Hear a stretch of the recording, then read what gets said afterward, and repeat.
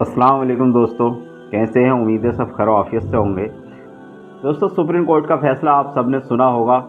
Supreme court के जजों ने ये क्लियर कर दिया है, अब कोई किसी मंदिर को या मस्जिद को या किसी मज़ार को लेकर कोई याचिका दायर नहीं होगी। ना ही किसी मंदिर का, किसी मस्जिद का, और न ही किसी मज़ार का सर्वे कराया जाएगा। दोस्तों, जो विष्णु गुप्ता ने अजमेर शरीफ को लेकर के याचिका दायर की थी, सुप्रीम कोर्ट के फैसले के बाद उसकी वीडियो भी एक सामने आई है। दोस्तों, हम आपको उसकी वीडियो भी दिखाने की कोशिश करेंगे कि उसने अपनी वीडियो में क्या कहा, किस तरीके से उसे इस फैसले के बाद बौखलाहट हो गई है। दोस्तों, सुप्रीम कोर्ट के फैसले से उन लोगों को तो बहुत खुशी है जो देश में अमन चाहते हैं, सुकून चाहते हैं। लेकिन जो लोग फसाती हैं, फसाद चाहते हैं, देश में सुकून नहीं चाहते, देश में एका नहीं चाहते, इस फैसले से उन लोगों को बहुत ज़्यादा बेचैनी हो गई है। दोस्तों, सुप्रीम कोर्ट का जो फैसला आया है, इसको लेकर के आपकी क्या राय है, आप भी कमेंट में ज़रूर बताइएगा। दोस्तों, विष्णु गुप्ता ने अजमेर शरीफ के खिलाफ याचिका दायर करके सिर्फ मुसलमानों के दिलों को नहीं बल्कि हर धर्म के लोगों के दिलों को ठेस पहुंचाई है।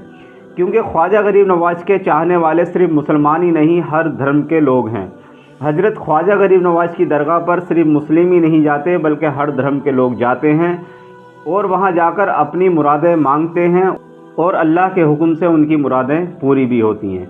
दोस्तों, आप जब भी अजमेर शरीफ गए होंगे, आपने ये देखा होगा, अजमेर शरीफ के अंदर ख्वाजा गरीब नवाज की दरगाह पर सिर्फ मुसलमान ही नहीं बल्कि हिंदू, मुस्लिम, सिख, ईसाई सभी लोग, हर धर्म के लोग यहाँ पर आते हैं। दोस्तों, ना जाने हज़ारों करोड़ों लोग यहाँ औलाद मांगने के लिए आते हैं। दोस्तों, अल्लाह के हुक्म से उनकी मुरादें पूरी होती हैं। जिस चीज़ की वो मुराद मांगते हैं, अल्लाह के हुक्म से उनकी वो पूरी हो जाया करती है। ना जाने कितनी वीडियो आप लोगों ने ऐसी देखी होंगी जो लोग अंधे थे, लेकिन ख्वाजा गरीब नवाज के दरबार पर वो लोग गए तो ख्वाजा गरीब नवाज के दरबार पर जाकर उन्होंने दुआएं की, तो ख्वाजा गरीब नवाज के सदके वसीले से अल्लाह रब्बुल आलमीन ने उन्हें आंखें अता कर दी। बहुत सारी आपने वीडियोस देखी होंगी। ना जाने कितने लोग ऐसे जाते हैं जिनकी औलाद नहीं होती, जब ख्वाजा गरीब नवाज के दरबार पर जाकर वो औलाद मांगते हैं तो अल्लाह रब्बुल आलमीन ख्वाजा गरीब नवाज के सदक़े में उन्हें औलाद भी अता फरमा देता है। दोस्तों, वो दरबार कोई आम दरबार नहीं बल्कि सुल्तानुल हिंद है। दोस्तों, वो हिंद का सुल्तान है। हज़रत ख्वाजा गरीब नवाज के दरबार पर जो भी जाता है, जो भी उसकी नेक दुआ होती है, अल्लाह के हुक्म से उसकी कबूल ज़रूर होती है। दोस्तों, आपने ये भी सुना होगा, जब ख्वाजा गरीब नवाज पर पानी बंद किया गया था तो आपने अपने एक गुलाम को कांसा लेकर के भेजा था और कहा था कि जाकर अना सागर से बोल देना कि तुझे ख्वाजा मुइनुद्दीन ने बुलाया है। इतना कहना था कि पूरा अना सागर एक कांसे में आ गया था। दोस्तों, आपने ये भी सुना होगा, जब राजा के ऊँटों को हज़रत ख्वाजा गरीब नवाज ने बैठा दिया था तो कोई उठाने वाला नहीं था। दोस्तों, वो ऊँट वहाँ ऐसी के ऐसी बैठे रहे। जब हज़रत ख्वाजा गरीब नवाज की बारगाह में आकर वो गिड़गिड़ाया, उसने माफ़ी तलब की, तो ख्वाजा गरीब नवाज ने ऊँटों को उठने का हुक्म दिया तो वो ऊँट उठकर खड़े हो गए।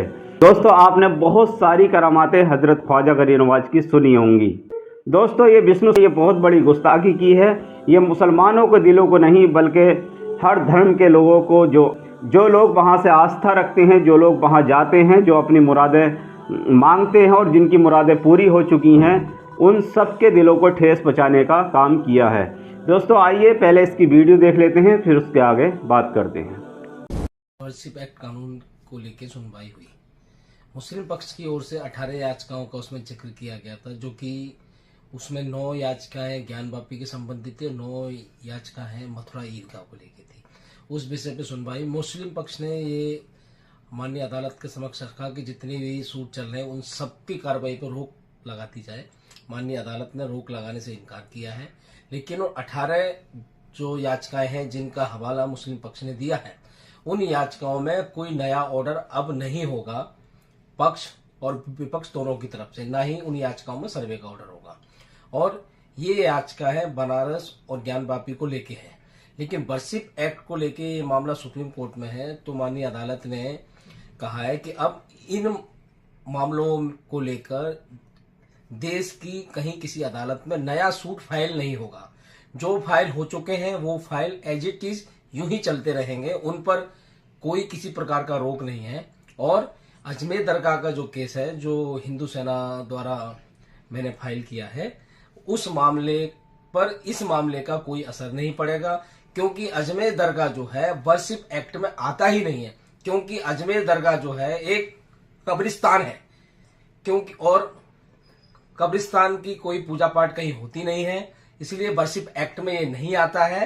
तो इसलिए ये फैसला सुप्रीम कोर्ट का अजमेर दरगाह केस जो है, जो संकट मोचन महादेव मंदिर को लेकर मैंने फाइल किया है, उस मामले में इस मामले का कोई असर नहीं पड़ेगा।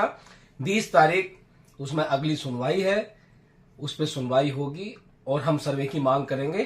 सरकार से 4 सप्ताह के अंदर एफिडेविट फाइल करके जवाब मांगा है। दूसरी तरफ कहा है कि निचली अदालतों को कोई भी आप सर्वे का आप ऑर्डर नहीं देंगे जब तक कि सुप्रीम कोर्ट की ओर से इस पर कोई फैसला नहीं आ जाता। देखिए, जब ये प्लेस ऑफ वर्शिप एक्ट बनाया गया था, उसका मतलब ये था कि देश में इंस्टेबिलिटी ना हो, दंगे ना हो और देश में अमन रहे।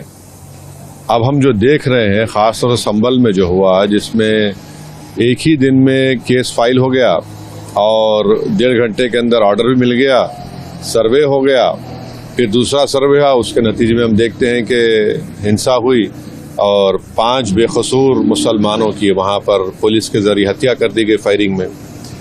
तो सुप्रीम कोर्ट का आज का फैसला उस एक्ट को सामने रखकर सुप्रीम कोर्ट ने कहा कि अब कोई सर्वे नहीं होगा, कोई केस कोर्ट हियर नहीं करेगी जब तक कि सुप्रीम कोर्ट उसकी हियरिंग को कंप्लीट नहीं करता, जो भी फैसला आएगा।